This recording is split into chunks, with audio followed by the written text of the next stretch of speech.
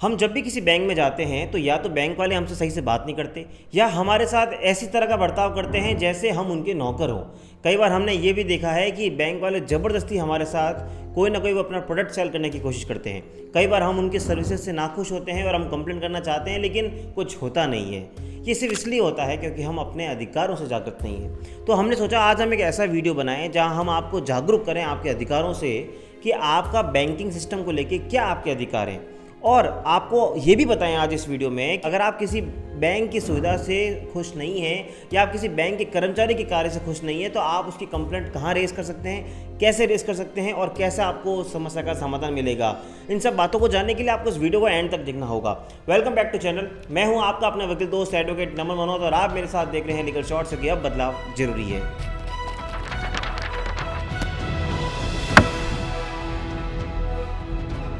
Video शुरू करने से पहले चैनल को सब्सक्राइब कर लीजिए, बेल आइकन दबा दीजिए ताकि आपको घर बैठे ऐसे अपडेट्स मिलती रहे। तो आज हम बात कर रहे हैं आपके अधिकारों के बारे में और कि कैसे बैंक में कंप्लेंट की जाए।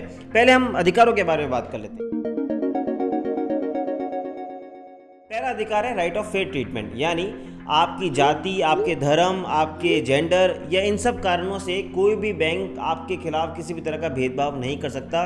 This is your first right कि आपको अगर कोई सुविधा बैंक दे रहा है तो इर्रेस्पेक्टिव ऑफ आपके जेंडर, कास्ट और रिलीजन देगा, वो आपके साथ इसमें किसी भी तरह का भेदभाव नहीं कर सकता।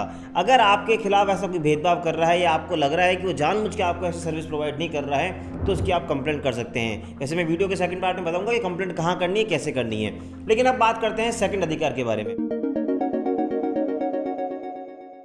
सेकंड अधिकार ये है कि जब भी हम अक्सर बैंक जाते हैं तो हम कई बार देखते हैं कि हम 1-2 बजे गए तो हमको पता लगता है कि बैंक वाले लंच कर रहे हैं और वो हमें कहते हैं कि सर आप 1 घंटे बाद आना। लेकिन मैं आपको ये बात बता दूं कि जब एक आरटीआई लगी बैंकिंग सिस्टम को लेके तब आरबीआई ने इस बात का खुलासा किया कि भारत के बैंकिंग सिस्टम में ऐसा कोई रूल नहीं है कि वहाँ पे कोई लंच होगा। यानी अगर बैंक वालों को लंच करना है तो एक एक करके लंच करने जाएंगे, ना कि एक साथ कि 1 से 2 बैंक बंद रहेगी।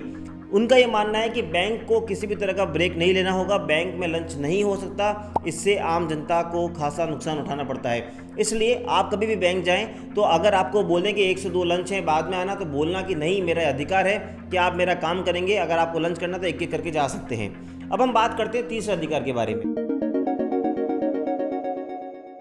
तीसरा अधिकार है कि जब आप कोई बैंक से लोन लेते हैं तो हमें पता है कि हम मॉर्टगेज के रूप में अपने प्रॉपर्टी के ओरिजिनल डॉक्यूमेंट्स वहाँ रखते हैं। अक्सर ऐसा देखा गया है कि आपने लोन भी चुका दिया, आपने जो उसका इंटरेस्ट है वो भी चुका दिया, लेकिन फिर भी बैंक अपनी नेग्लिजेंस के कारण वो आपको डॉक्यूमेंट्स नहीं लौटा रहे। या फिर कई बार ऐसा भी देखने को मिला है कि बैंक इतनी लापरवाही कर देती है कि वो उन डॉक्यूमेंट्स को घुमा देती है। उस केस में क्या करें? उस केस में मैं आपको बता दूं कि हाल ही में सितंबर 2023 में रिजर्व बैंक ऑफ इंडिया ने एक डिटेल गाइडलाइंस दी जो कि 1 दिसंबर 2023 से इफेक्टिव है। उस गाइडलाइन के हिसाब से अगर आपने जिस दिन अपना लोन पूरा चुका दिया है, उस पर जो इंटरेस्ट है वो पूरा चुका दिया है, उसके 30 डेज़ के अंदर आपको सारे ओरिजिनल डॉक्यूमेंट्स आपको बैंक के मिलेंगे। जी हाँ, I repeat, with in 30 days you will get your all the documents. अगर नहीं मिल रहे हैं तो पर डे 5000 रुपीज़ की पेनल्टी है बैंक वालों पे। तो इस लॉ को, इस कानून को आप जान लीजिए क्योंकि ये आपको बहुत जागृत करेगा। और यहाँ पे एक और आपको अपडेट दे दूँ कि अगर गलती से बैंक वालों से वो डॉक्यूमेंट्स गुम जाएं तो आप उनके खिलाफ कंज्यूमर कोर्ट में केस भी कर सकते हैं, क्योंकि हाल ही में एनसीडीआरसी ने यूनाइटेड बैंक ऑफ इंडिया के खिलाफ एक मामले में 50 लाख का जुर्माना का आदेश दिया क्योंकि उन्होंने अपनी गलती से किसी के ओरिजिनल डॉक्यूमेंट्स घुमा दिए थे। अब हम बढ़ते हैं अगले अधिकार की तरफ। अक्सर हम देखते हैं कि बैंक वाले आते हैं कि सर आप हमसे इंश्योरेंस पॉलिसी ले लो, हमसे म्यूचुअल फंड ले लो। कई बार हमको फोर्स करते हैं किसी ना किसी तरीके से। पर आपको मैं बता दूं, आरबीआई इस बात को लेकर साफ कहती है कि कोई भी बैंक पर्सन आपको फोर्स नहीं कर सकता, वो आपको सिर्फ प्रपोजल दे सकते हैं। तो अगर आप बिल्कुल इंटरेस्टेड नहीं है तो आप उनको साफ कह दें कि मुझे आज के बाद इसका किसी भी तरह का प्रपोजल ना लाएं, मेरे को आपसे कोई प्रोडक्ट नहीं लेना है। क्योंकि कई बार वो आपको इन्फ्लुएंस करके या फोर्स बना के या कोई ना कोई बात का फ़ायदा उठा के वो आपसे ज़बरदस्ती वो अपना प्रोडक्ट बेच देते हैं, जिसमें हमें बाद में काफ़ी नुकसान उठाना पड़ता है। एक और अधिकार है आपका, वो है राइट टू प्राइवेसी। जब भी हम बैंक में कोई भी डॉक्यूमेंट भरते हैं या कोई भी इन्फॉर्मेशन देते हैं तो ऑब्वियसली हम अपनी बहुत सारी इन्फॉर्मेशन बैंक को देते हैं। आपको पता है राइट टू प्राइवेसी आपका अधिकार है। इसके तहत कोई भी बैंक कर्मचारी या बैंक आपकी पर्सनल डिटेल को किसी भी थर्ड पार्टी के साथ शेयर नहीं कर सकता। अक्सर हम देखते हैं कि जब हस्बैंड वाइफ के डिस्प्यूट होते हैं तो लोग आरटीआई लगाते हैं कि मेरे हस्बैंड का या वाइफ का मुझे अकाउंट डिटेल्स दी जाए, लेकिन बैंक ऐसा नहीं कर सकती आपसे बिना पूछे, क्योंकि ये आपके राइट टू प्राइवेसी का अधिकार है। और अगर हम लास्ट अधिकार की बात करें तो वो ये है कि आपके साथ बिल्कुल ट्रांसपेरेंसी रखी जानी चाहिए। यानी कोई भी बैंक आपसे डॉक्यूमेंट साइन करा रहा है या कोई भी आपको प्रपोजल दे रहा है तो आरबीआई कहती है कि आप जनता से एक्सपेक्ट नहीं कर सकती कि वो आपकी हिडन टर्म्स एंड कंडीशंस पढ़ें। तो आपके डॉक्यूमेंट्स और कॉन्ट्रैक्ट जो होने चाहिए वो बहुत सिंपल और प्लेन लैंग्वेज में होने चाहिए। इसलिए अगर आपको कभी कोई बात समझ में नहीं आए तो आप उनसे रिक्वेस्ट कर सकते हैं मुझे इसको मेरी लैंग्वेज में बताया जाए और मुझे सिंपल भाषा में बताया जाए, ताकि वो आपको पूरा अच्छे से एक्सप्लेन करेंगे। तो अगर आप ये अपने अधिकारों से जागृत है ना, तो कोई भी बैंक कर्मचारी आपके साथ किसी भी तरह की असुविधा आपके साथ कारित नहीं कर सकता। हम इसलिए प्रॉब्लम में आते हैं क्योंकि हम अपने अधिकारों से जागृत ही नहीं होते हैं। इसलिए हमने आज आपके लिए खास वीडियो बनाया। और अब हम चलते हैं वीडियो के इस पार्ट की तरफ जो सबसे इंपॉर्टेंट पार्ट है कि बैंक के खिलाफ कंप्लेंट कैसे और कहाँ करें। अगर आप कोई भी बैंक की सर्विस से खुश नहीं है या आपको लगता है कि आपका कोई चेक आपने बैंक में दिया है वो उन्होंने सही से नहीं उसको पास करवाया, या आपके कोई अकाउंट में प्रॉब्लम आ रही है, या आपके लोन डॉक्यूमेंट्स नहीं दे रहे, XYZ 100 तरह के इश्यूज हो सकते हैं। ऐसी कंडीशन में सबसे पहले आपको अपने ब्रांच में एक शिकायत पुस्तिका होती है, कंप्लेंट रजिस्टर होता है, वहाँ जाके आपको अपनी शिकायत लिखनी है। अगर नहीं है तो मैनेजर से जाके हक से मांगिए कि मुझे मेरा कंप्लेंट रजिस्टर आके दीजिए, और वहाँ अपनी आप कंप्लेंट लिखिए। कंप्लेंट लिखने के बाद आप वेट करिए कि उस पर क्या एक्शन लेते हैं। वैसे अब ये मॉडर्न ज़माना है तो मैं आपको ये रिक्वेस्ट करूंगा कि तुरंत गूगल पे आके आप अपने बैंक की ईमेल आईडी सर्च करिए, उसके ब्रांच ऑफिस की भी ईमेल आईडी सर्च कीजिए और तुरंत एक मेल लिखिए और सीसी में उन सबके मैनेजर्स का नाम लिख दीजिए। उन मैनेजर्स को ईमेल एड्रेस भी लिख दीजिए ताकि उन सीसी करके उन सब मैनेजर्स तक आप पहुंच सकें, क्योंकि जैसे आप हायर लेवल पे कंप्लेंट डालते हैं तो बहुत प्रेशर आ जाता है बैंक के कर्मचारियों पे।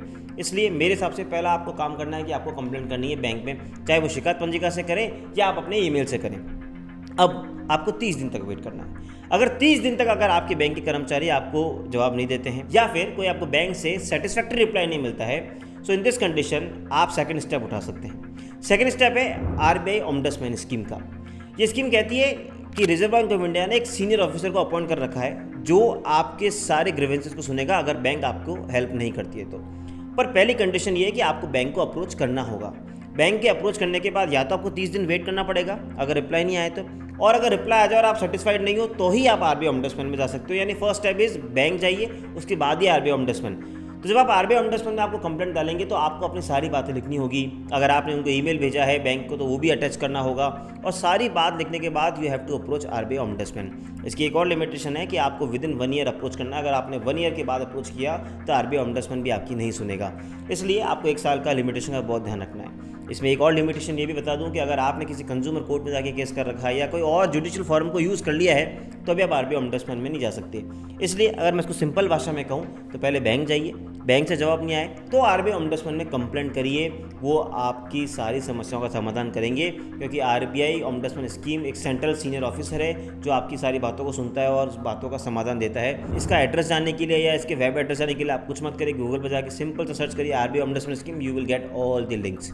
अब हम बढ़ते हैं इसके अगले स्टेप की तरफ। अगर आपको लगता है कि आरबीआई ओम्बड्समैन ने भी आपकी बात सॉल्व नहीं करी तो फिर अल्टीमेटली हमें ऑनरेबल कोर्ट के दरवाजा खटखटाना पड़ेगा, और वो है आपके शहर की कंज्यूमर कोर्ट। कंज्यूमर कोर्ट में जाइए क्योंकि सारी बैंकें जो हैं आप उनके कंज्यूमर होंगे, और अगर वो अपनी सर्विस में डेफिशिएंसी करते हैं तो वो कंज्यूमर प्रोटेक्शन एक्ट के दायरे में आता है। तो आपको अल्टीमेटली कंज्यूमर केस भी उसमें आप उनके खिलाफ डाल सकते हैं। इस वीडियो को देखने के बाद मुझे लगता है कि आप अपने अधिकारों से जागरूक हुए होंगे और आपको ये पता लगा होगा कि आप बैंक की कंप्लेंट कहाँ कर सकते हैं। फिर भी कोई इशू है, मैं नीचे लिंक दे रहा हूँ, उस लिंक पे क्लिक करके आप मुझसे या मेरी टीम से घर बैठे कॉल पे बात कर सकते हैं। मुझे पूरी उम्मीद है आपको आज का वीडियो पसंद आया होगा। इसी तरह के वीडियो के लिए फॉलो करते रहें लीगल शॉर्ट्स को, सब्सक्राइब कर लीजिए ताकि आपको घर बैठे वीडियो मिलते रहे। मिलेंगे अगली बार इसी तरह वीडियो के साथ, तब तक के लिए जय हिंद, जय भारत।